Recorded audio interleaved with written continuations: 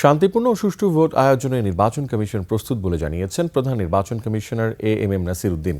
জাতির উদ্দেশ্যে দেওয়া ভাষণে জনগণকে স্বতঃস্ফূর্তভাবে ভোট দেওয়ার তাগিদ দিয়েছেন তিনি। রাজনৈতিক দলগুলো জয় পরাজয় মেনে নিয়ে দেশের জন্য কাজ করবে বলেও আশাবাদ জানান সিইসি।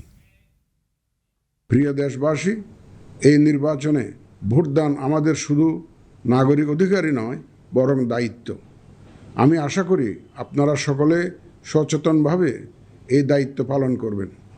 রাজনৈতিক দল, প্রার্থী ও ভোটারদের প্রতি আহ্বান, শান্তি ও সৌহার্দ্যপূর্ণ পরিবেশ রক্ষার্থে সকলে দায়িত্বশীল ও যত্নবান হবেন। ভিন্ন মত গণতান্ত্রিক প্রক্রিয়ায় একটি স্বাভাবিক বিষয়। এই বিষয়টি স্মরণে রেখে আপনারা উৎসবমুখর পরিবেশ নিশ্চিত করে স্বতঃস্ফূর্তভাবে ভোট কেন্দ্রে আসবেন, পছন্দের প্রার্থীকে ভোট দেবেন এবং গণতান্ত্রিক প্রক্রিয়ার স্বাভাবিক পরিণতি হিসাবে জয় পরাজয়কে মেনে নেবেন।